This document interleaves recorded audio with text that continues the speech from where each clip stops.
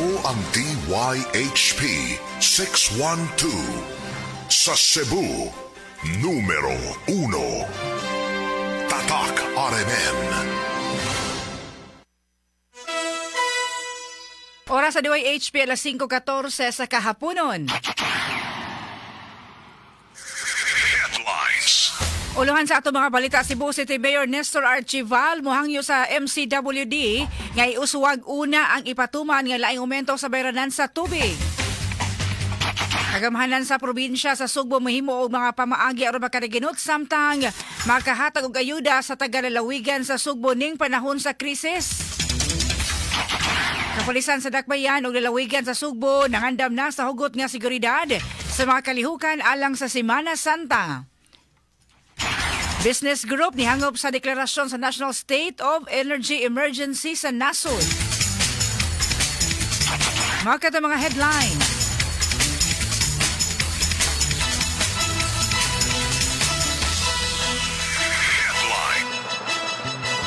Sugbo, Kabisayan ug Mindanao, Pilipinas, worldwide, maayong hapon. Kini si Radyoman Aida de la Cruz Tampos, matod sa atong mga balita news updates. Adong Biyernes, mga kasama Marso 27, 2026. Dali na kayo ang panglabay sa mga adlaw.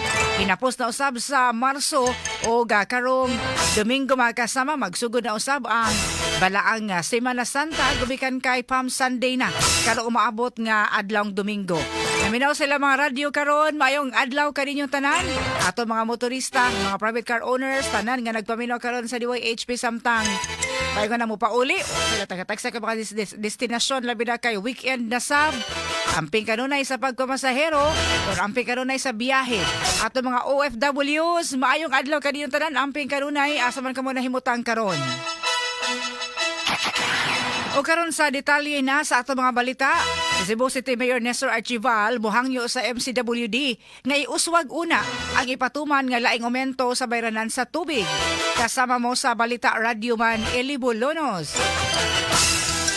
DYHP Tatak RMN Report. Gitinguha ni Cebu City Mayor Nestor Archival nga mauswag ang nag-ung-ung nga laing aumentos bayranan sa tubig. Kinito ko ang Metropolitan Cebu Water District on MCWD. Idagdagan ang botuman sa laing 10% nga water rate increase sugod sa Abril 1. Ang maong usbaw giingong gikinahanglan sa nasgutang water firm alang sa pagsustener sa daily operation o pagpalambo pa sa serbisyo niini. Apan dilibot ang mayor nga malugangan ang ipasaan sa mga Cebuanon subay sa pagsulbong sa presyo sa mga produktong petrolyo. Mato ni Archival nga iyang hangyoon ang MCWD nga iuswag ang pahamtang nga laing usbos bayranan sa tubig niini ngadto sa mga konsumidor. Ato ning sulayan, ato ning hangyoon ng MCWD pwede ba i-extend gamay, ang ilang pagpa-increase. Si Mayor Nestor Archival naman nga pasiunang 12% nga water rate increase sa MCWD gipatuman nitong Oktubre sa miaging tuig. Kasama mo sa Cebu City Hall kining inyong radyoman Eli Bolonos, DYHP Tatak RMN.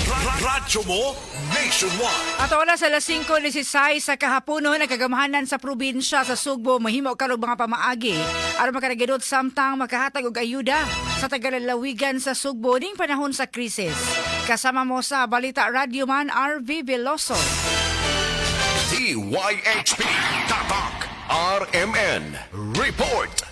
Subay sa nagpadayon nga tensyon sa Middle East nga niresulta sa pagsaka sa presyo sa lana o ubang mapalaliton, pipila ka paagi ang gihimo sa kagamhanan sa probinsya sa Sugbo aron nga maalibyuhan ang epekto niini sa lalawigan. Lakip na niini ang pagdaginot sa kuryente, diin gipatuman niini ang upat na lang kaadlaw nga pagtrabaho, conservation initiatives ug carpooling system. Aron masiguro usab nga dunay supply ngadto sa mga lokalidad, gipaabot ang mga ayuda alang sa habal-habal drivers, libreng sakay, rice provision og 20 pesos nga rice program. Gawa sa mga ayuda aduna usay ipahigayon nga medical assistance, funeral assistance ug educational assistance. Aron pagsiguro nga mapatuman usab ug ma-monitor usab kining tanan, gi-activate ang Provincial Price Monitoring Council kon PPMC.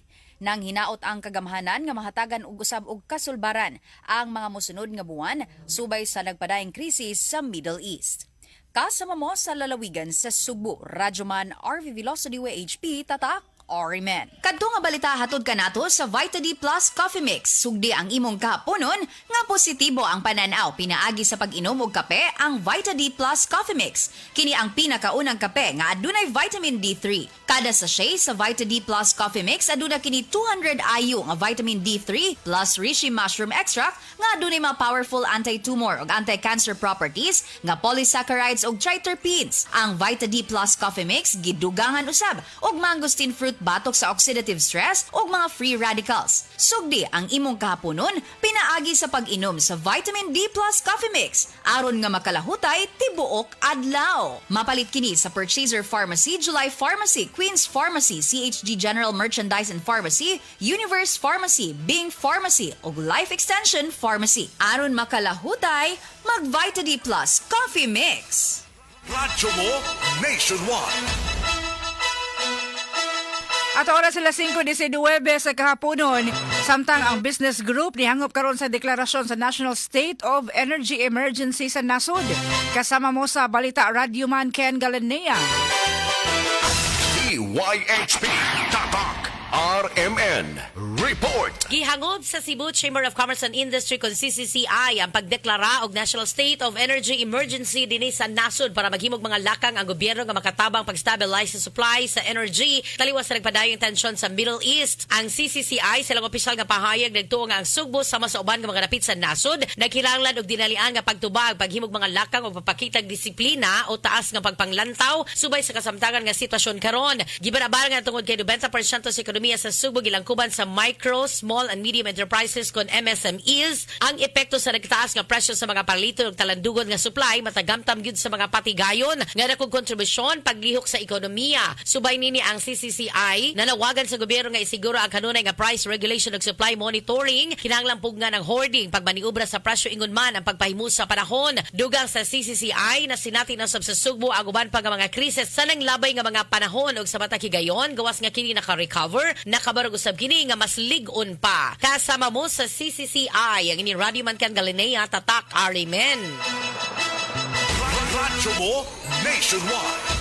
At oras sila 5:20 sa kahaponon, samtang sa lain pang balita mga kasama, si Senadora Amy Marcos na nawagan karon sa SSS, GSIS, Pag-ibig og PhilHealth nga temporaryong mususpenso sa pagkalta sa contribution alang sa mga membro ni ini. Kasama mo sa balita Radio Man, Remart Pugol.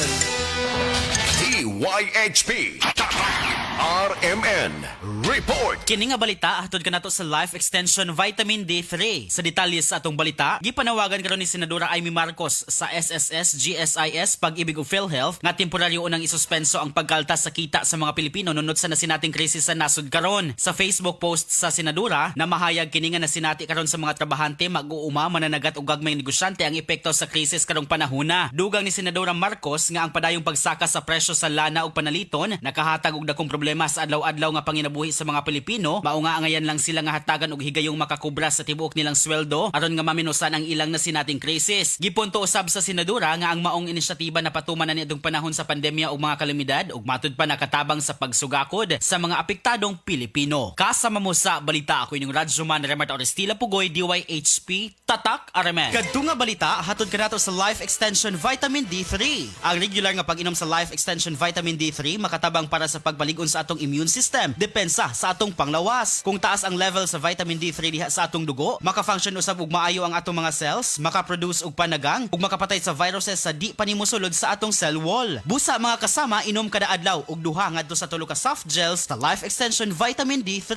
Recommended kini sa mga medical doctors, 100% ka ginawa sa Life Extension Foundation dito sa Amerika ug number 1 nga tatak sa vitamin D3 sa Pilipinas. Mga kasama, mapalit ang Life Extension Vitamin D3 sa mga butika ug sa mga Life Extension Clinic. Sa Cebu City na ani mahimutang sa Osmeña Boulevard, dool sa Cebu Doc ug Cebu Gospel Church ug anaa sa ADM Building, Barangay Kansaga sa Konsolasyon at Bangsa Jollibee. Mapalit usab kini sa Dumaguete City diha sa House of Taft Building sa Taft Street, Barangay 8 dool sa Kamanhak Terminal. Alang sa gustong mupalit, mamahimo ka mong mukontak sa 4161655 o baka sa 0917-318-1161. Life Extension Vitamin D3 and Life Extension Clinic for longer life. Radyo mo nationwide.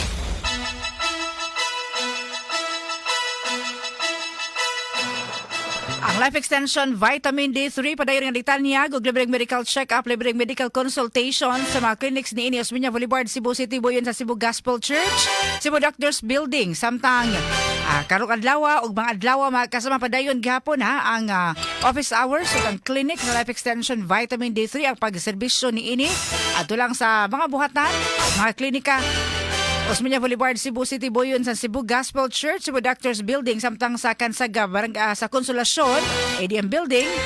Apo di ang Life Extension Vitamin D3 Clinic alang sa Taga Norte. Makontak sa numero 416-1655, 0917-318-1161. At oras sila 5:24 na kapulisan sa Dakbayan o lalawigan sa Sugbo nangandam na karon sa hugot nga seguridad sa mga kalihukan sa Semana Santa. Kasama mo sa Balita Radio Man, Arnold Bustamante.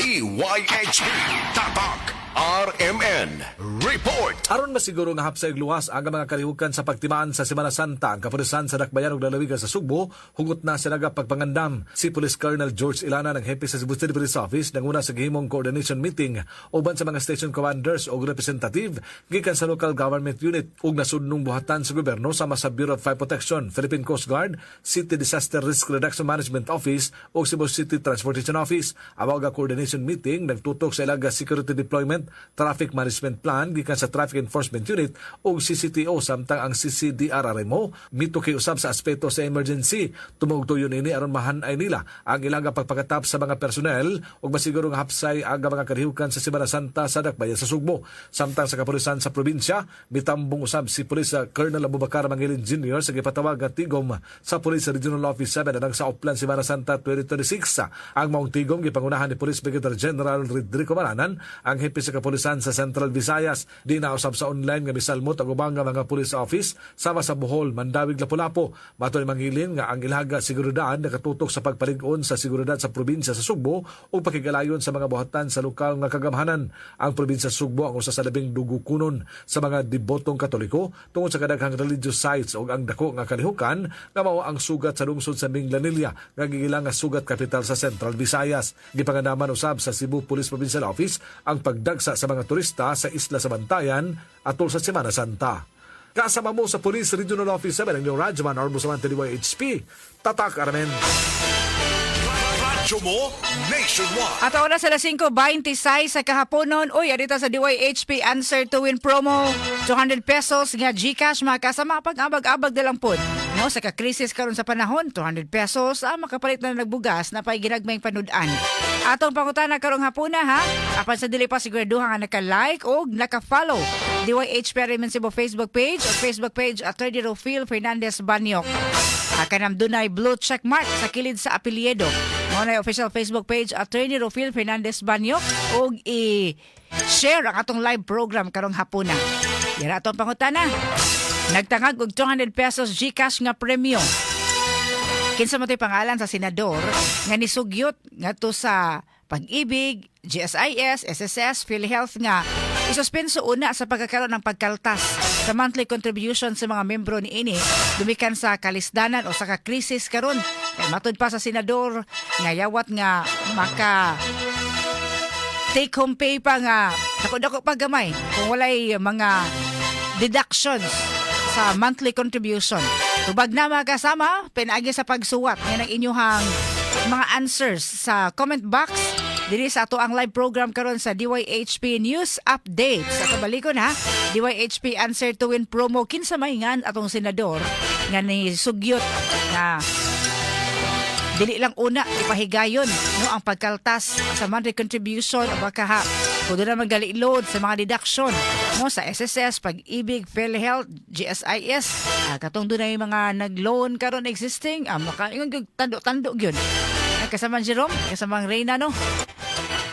Atong oras sa 5:27 na sa kahaponon mga kasama. Yung inyong tubag isuwat, i-comment karon sa atong comment box sa atong live program aron ato ang ipahibaw atong swerteng mananaog karong taon-taon sa di pa matapos atong tulumanon.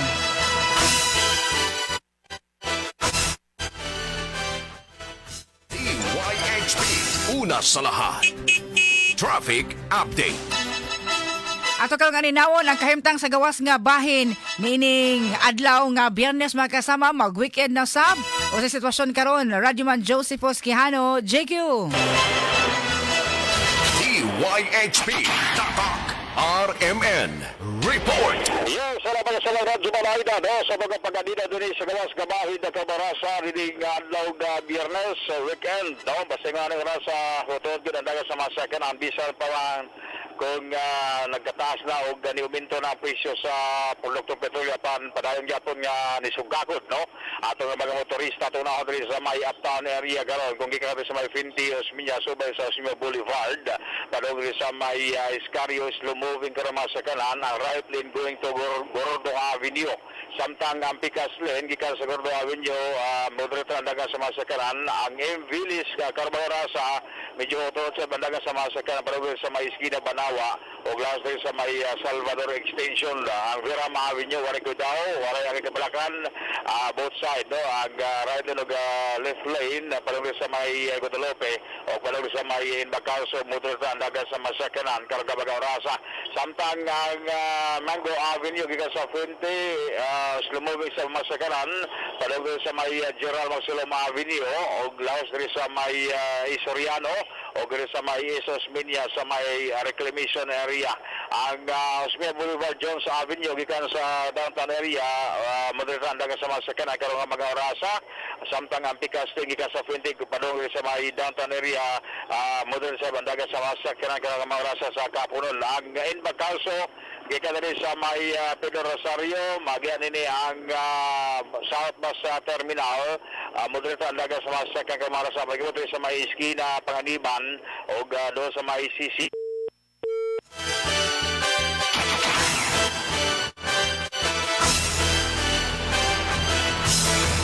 Atong isabisar pagbalik no ang komunikasyon ni Radyoman Joseph Osquiano kung doon pa idugang pa nga mga balita. Ato oras sila 5:30 na, madayon gihapon ang ika-48 nga ASEAN Summit karong Mayo 7 hangtod sa Mayo 8 apan ipahigayon kini sa simple o tipid nga pamaagi aron maminusan ang gastos sa liwaasan nito mong krisis karon sa Middle East. Sa usa ka interview ni Presidente Bongbong Marcos Jr. sa Camp General Mariano Castañeda sa Silang Cavite, gipahayag niini nga pamuban ang summit din gibanabana nga naa sa usa og tunga ka adlaw lang o gamututok na gini sa supply sa og presyo sa lana o pagkaon ingon man sa sitwasyon karon sa mga migrant workers. Ato balikan Radyoman Josephus Quijano, balik nimo kasaman JQ.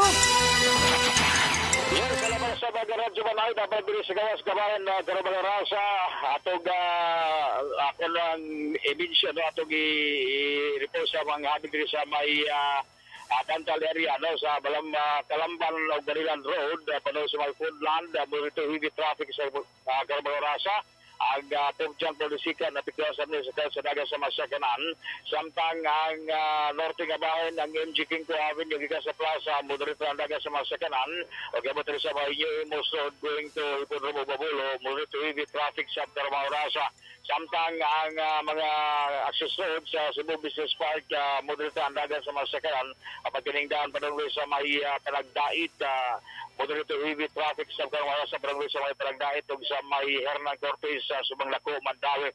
Samtang ang recreation area, ang north, walay Cuidao, walay Kabalakan, ang padungli sa may Mandawi, pero rin sa may doon sa may Mandawi District Hospital, nakaswerte si Crowd sa daga sa Masikan Road, kaya doon ko nga mga sakang nga muagli na pita sa may Owano Avenue, Plaridel, o glass rin sa may Paklaan, tayo na Konsolasyon. Ang SRP, walay Cuidao, sa Mudutan, daga sa Masikan, gikas Tarisaw, gikan rin sa may Plaza Independencia. Wala bilang ka sitwasyon gawas kanaran ning kabulan sa adlaw na Biyernes. Ikalis gawas alang sa traffic update ng Radyoman Joseph Osquiano DYHP Tatak RMN. Radyo mo nationwide.